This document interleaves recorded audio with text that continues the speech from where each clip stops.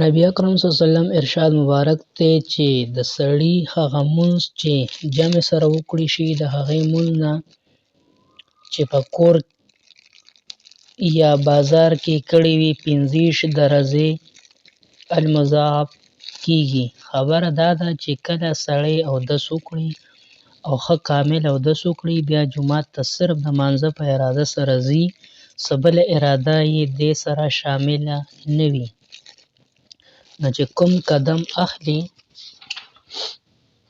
د هغې په وجه یې یوه نیکي زیاتیږي او ګناه یې معاف کیږي. بیا چې مونځ وکړي او هم په هغه ځای کیني تر څو پورې چې په اوداسه کې وي، فرښتې د ده دپاره د مغفرت او د رحمت دعاګانې کوي، او تر څو پورې چې سړی د مانځه په انتظار کې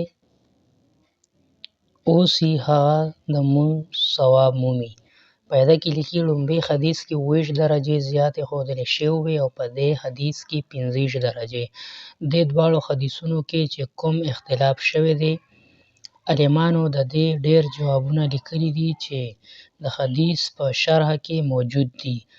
د هغې ټولو نه دا هم دي چې دا مو د مونځګزار د حال د اختلاف په وجه سره دی چې بعضو ته 25 درجې زیاتې او بعضو ته د اخلاص په وجه 20 درجې زیاتې دي. بعضې عالمانو د مونځ په اختلاف اندازه کړې ده چې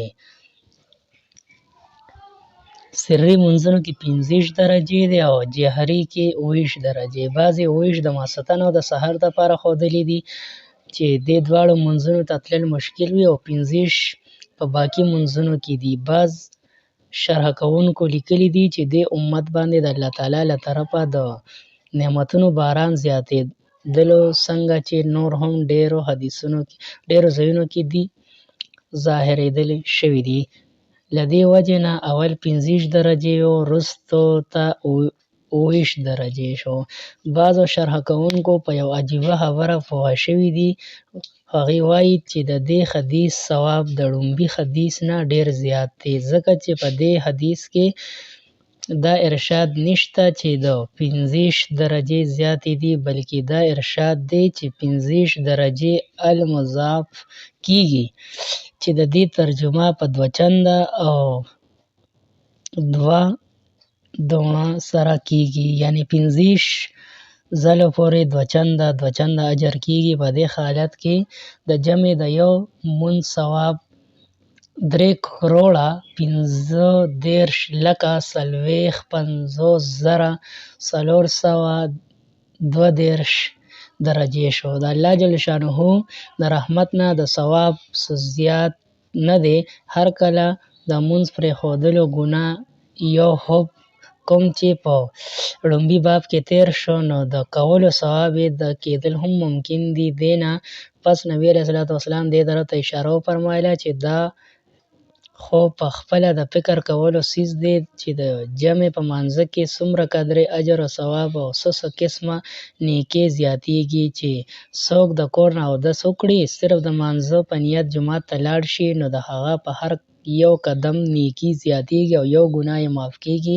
بنو سلمه مدینه طیبه کې یو قبیله وه، د هغې کورونه د جومات نه لرې وو. هغې اراده وکړه چې د جومات نږدې به چېرته منتقل لاړ شو. نبي علیه الصلاة والسلام ارشاد وفرمایه هلته اوسئ، تاسو جومات ته د راتلو هر یو قدم لیکلی شي. یو حدیث کې راغلی دی چې څوک د کور نه اودس وکړي مانځه ته لاړ شي، هغه داسې دی لکه څنګه چې د کور نه احرام وتړي حج ته لاړ شي.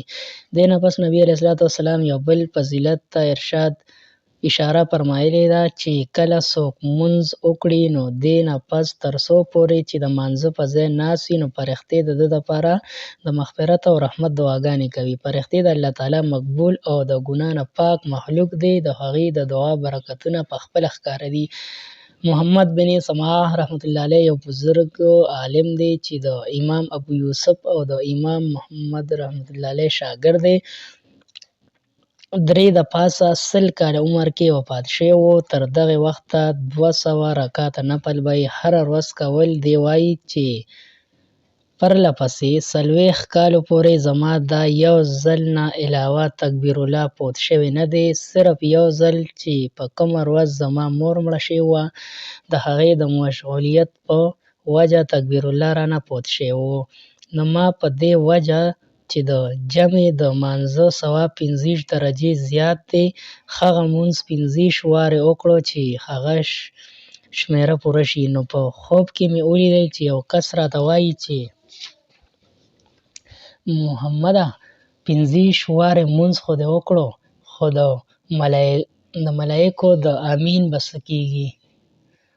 د ملایکو د امین مطلب دا دی چې ډیرو حدیثونو کې دا ارشاد نبوي راغلی دی چې کله امام د سوره فاتحې نه پس امین وایي نو ملایکې هم ورسره امین وایي. نو د چا امین چې د ملایکو امین سره یوځای شي د هغه وروستني ټول ګناهونه معاف شي. نو په خوب کې دې حدیث طرف ته اشاره وه. مولانا عبدالحی صاحب رحمت الله علیه فرمایي چې په دې کیسه کې دې طرف ته اشاره ده چې د جمع ثواب په مجموعي طور چې کوم حاصلیږي هغه ځان له کولو کې هیڅ کله حاصلېدی نشي. اگر که 1000 ځله هغه مونځ وکړې او دا ښکاره خبره ده چې یو امین موافقت خو صرف نه دی بلکې د مجمع شرکت د مانځه فارغېدو نه پس د ملایکو دعا ده کوم چې په دې حدیث کې ذکر دي. دې نه علاوه نور ډېر خصوصیات دي چې د جمع په مانځه کې بیا موندی شي. یو ضروري خبره دا هم د لحاظ قابله ده، عالمانو لیکلي دي چې د ملایکو د دې دعا حقدار به هله کېږي چې مونځ خو هم د مونځ په شان وي، او که چېرې داسې مونځ وي چې په زړه کپړه کې راغونډ کړي ورته په مخ راوویشتلی شي نو بیا د ملایکو د دعا حقدار نه کېږي.